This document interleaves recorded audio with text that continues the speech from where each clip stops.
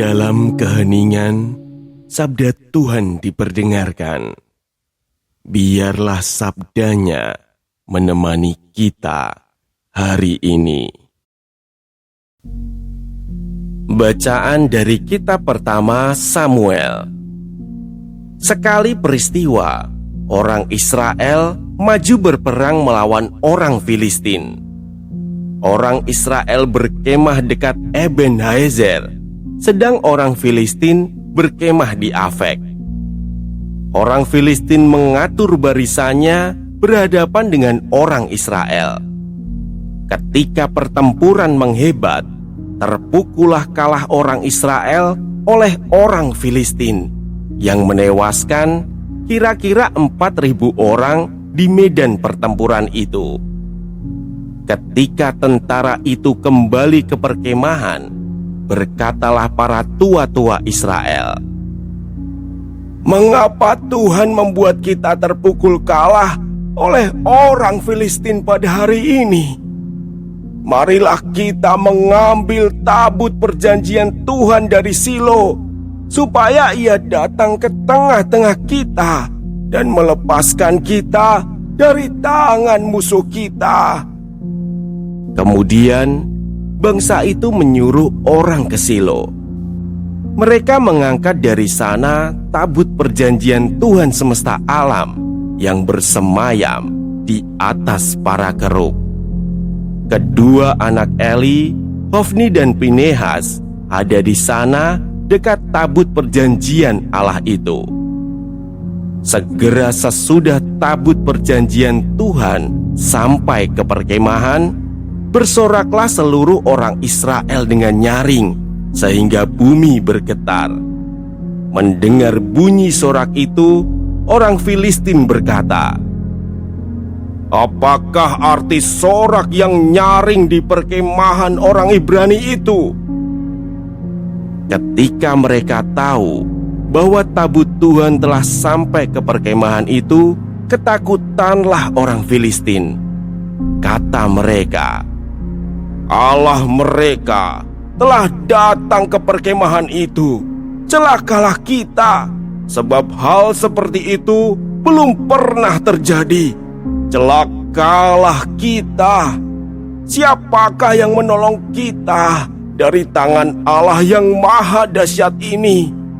Allah ini jugalah yang telah menghajar orang Mesir dengan berbagai tulah di padang gurun.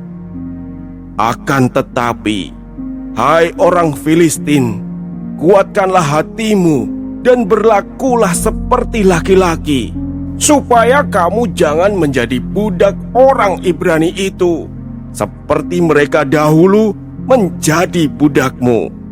Berlakulah seperti laki-laki dan berperanglah." Lalu berperanglah orang Filistin, sehingga orang Israel terpukul kalah. Mereka melarikan diri masing-masing ke kemahnya. Amatlah besar kekalahan itu. Dari pihak Israel gugur 30.000 orang pasukan infanteri.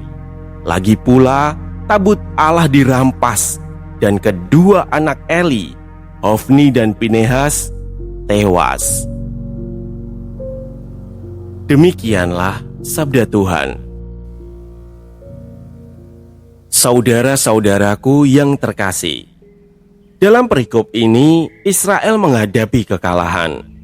Lalu mereka melakukan sesuatu yang kelihatannya rohani, membawa tabut perjanjian ke medan perang. Tabut itu adalah tanda kehadiran Tuhan. Namun hari itu tabut diperlakukan bukan sebagai relasi. Mereka berharap selama simbol itu ada di tengah mereka, hasilnya pasti berpihak.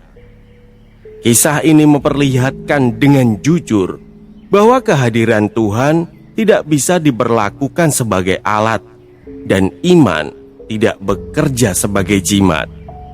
Tabut tetap kudus, namun ada jarak yang halus antara tanda yang dibawa dan sikap hati yang menyertai.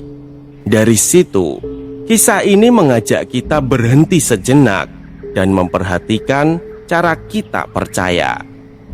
Apakah kita sedang membangun relasi atau sekedar mencari kepastian yang cepat?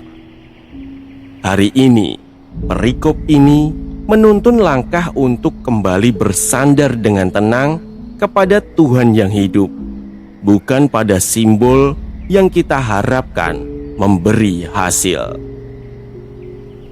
Marilah kita berdoa. Tuhan, Engkau hadir bukan untuk kami pegang, melainkan untuk kami percayai. Luruskanlah kembali arah iman kami, agar kami belajar berjalan bersama-Mu dalam relasi yang hidup dan jujur. Amin. Jangan biarkan sabda ini berhenti di kamu. Jika hari ini kamu merasa Tuhan berbicara padamu lewat bacaan ini, bagikanlah. Sebab setiap kali kamu meneruskan sabdanya, kamu ikut ambil bagian dalam karya pewartaan. Semoga tersampaikan berkah dalam.